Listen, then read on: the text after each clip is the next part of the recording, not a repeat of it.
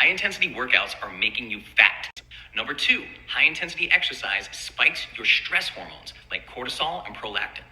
Spiking stress hormones like cortisol and prolactin is clinically proven to lead to more belly fat. Alright, welcome back to part 2 of why high-intensity exercise is making you fat. This individual is not wrong that chronically elevated cortisol can lead to abdominal fat gain. And it's true that this is the unhealthy type of fat called visceral fat that surrounds our organs.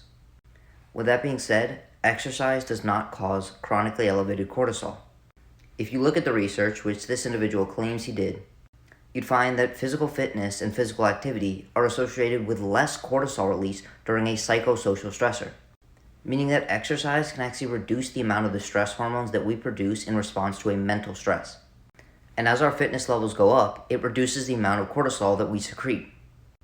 And the only way to increase your physical fitness is going to be exercise. And in a big review addressing the misconceptions about cortisol and exercise, they note at the bottom that cortisol and other glucocorticoids are not the bad guys of exercise. They also mention in this top line that cortisol actually regulates protein turnover after exercise. And in a fantastic study at McMaster University, looking at different hormone profiles associated with exercise and strength gains, the only hormone they found to be correlated with increases in lean body mass was an increase in cortisol in response to exercise.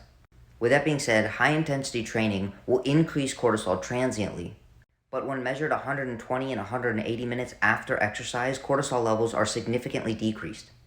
So with the data out of the way, let's talk about mechanism because I find it extremely fascinating. Cortisol is a fuel mobilization hormone. Almost every cell in our body has a receptor for cortisol. When cortisol is elevated, it increases gluconeogenesis, meaning the production and release of glucose into the bloodstream. And it also stimulates a hormone on our fat tissue called hormone-sensitive lipase that releases fatty acids into the bloodstream.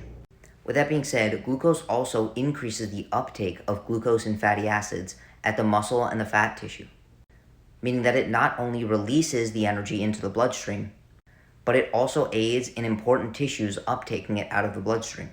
With that being said, during exercise, the majority of our blood flow is diverted towards the working muscle, meaning that these are the cells that are going to be uptaking the fatty acids out of the bloodstream.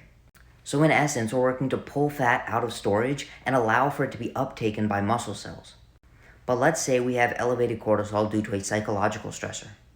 Because when we're at rest, the majority of our blood flow is actually diverted towards our abdominal region. To ensure there is adequate supply of blood to all of our vital organs, a lot of our blood flow is actually diverted away from the skeletal muscle. And in this scenario, when cortisol is elevated due to a psychological stress, the majority of those fatty acids in the bloodstream are going to be taken directly to the abdominal region. And this is why I propose that one of the main reasons that elevated cortisol due to a psychological stress in a state of inactivity leads to an increase in visceral fat.